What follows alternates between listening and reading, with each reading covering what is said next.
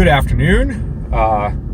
Sam here, as you probably know because this is on my personal page. Wanted to give everybody an update on the attack that happened last year at the Providence Place Mall.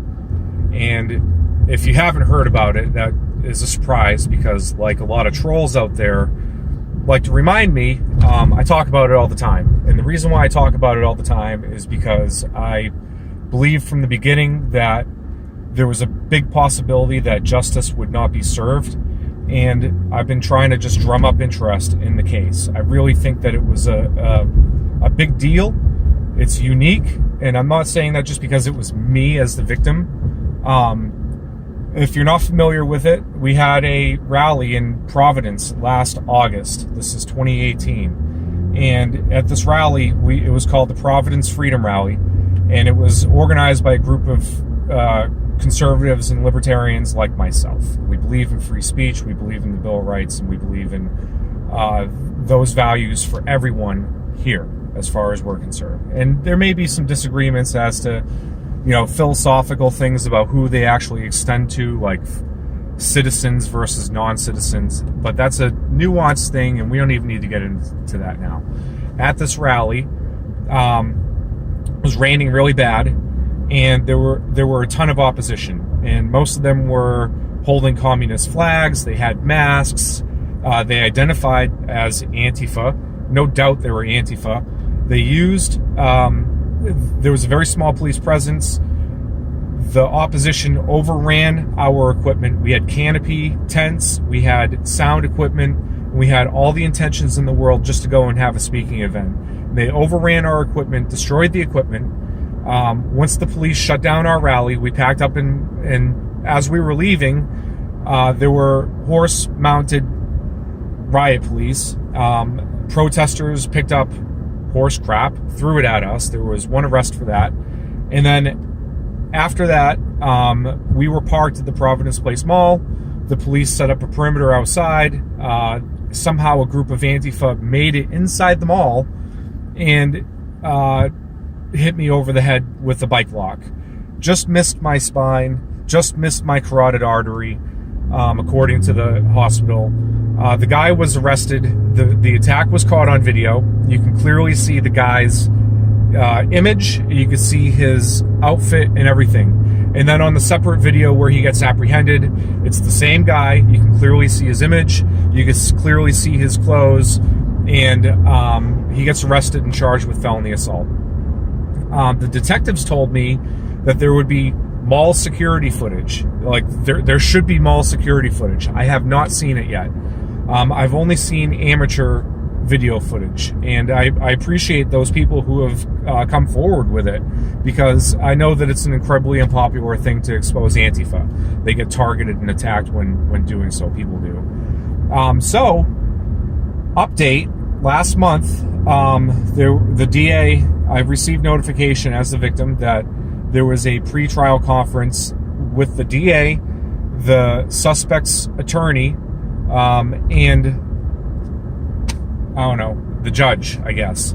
And the intent of these pre-trial conferences is to try to get rid of the case without going to court, which means make a deal, right? And I was told that as a victim, I have the right to go and be present for this thing. I don't get to sit in with the judge and the guy's attorney, but I get to meet with the DA and tell him or her what happened and hear I guess an update for the case. So that's what I did.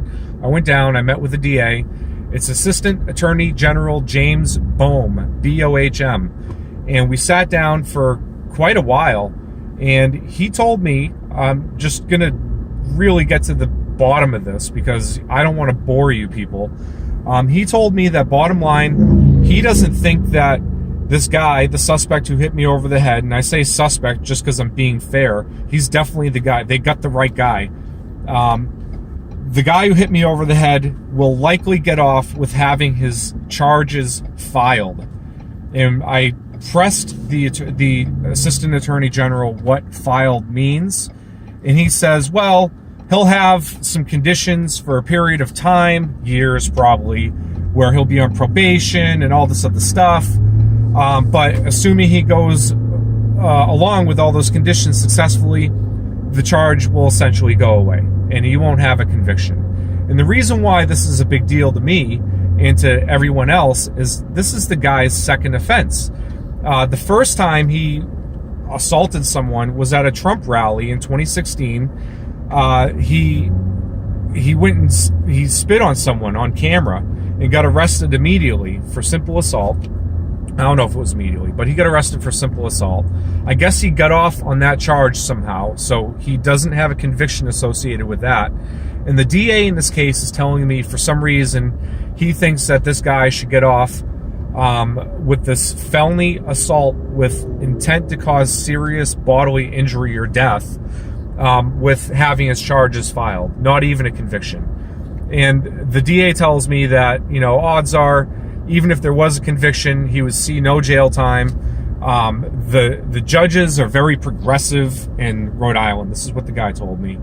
And he just doesn't see it. They go after cases that are worth pursuing. This is what he told me. And other victims in cases that involve similar charges have suffered things like missing limbs and other serious injuries. And where I'd have relatively minor injuries, the charge didn't really seem appropriate to him. It doesn't seem appropriate to charge, which I think is completely ridiculous, of course. And what makes this a unique case, you ask, because I brought that up earlier. If you go and look at all of the Antifa videos out there and their brazen attacks, because they're they're a bad group. They operate just like terrorists. They are terrorists. The definition of terrorism is unlawful use of violence and intimidation to further your political goals. And they have political goals. Their political goals is to shut down conservative speech. Any sort of speech that goes outside of what their approved agenda is, which it's dictated by the left, is grounds for them to show up and use violence against you. And it's wrong. And that's terrorism. By definition, that's terrorism. If you go and look at all the other Antifa videos out there, correct me if I'm wrong. I'd like to know. I'd like to see this. I've never seen them attack inside of a private business like the Providence Place Mall. I've seen plenty of attacks out on the streets. They're terrible in Portland and Berkeley. What they did to us in Providence was real bad. Even in Boston, they've turned out numerous times on the streets, but they've never managed to go inside of a place and attack someone in such a fashion. And for the DA, James Bohm, B-O-H-M, to just let this guy get off with this attack, it's almost rewarding in a way. It's sending a message to this guy that what he did is absolutely okay. And other observers, people who see this happen, they're going to get the same message too. And it's only going to make the violence worse. This guy needs to be convicted. I applaud Senator Cruz and Senator Cassidy for talking about labeling these violent terrorists as an official terrorist group, sponsors of terror, whatever it is. I appreciate President Trump supporting this. I just want to show everybody. I put on the t-shirt that I was wearing the day of the attack. This is a t-shirt made by Grunt Style. It says Guardians of Freedom, and it depicts the fallen soldier memorial when a soldier is killed overseas and they set up the boots with the rifle and the helmet in memorial for whoever it was that's killed. That's what's on the shirt. And they attacked me. They almost killed me, and it was clear that they picked me as a target specifically. There's no doubt in my mind. I bet you if you ask the other people there that day, they would agree with me when I say that.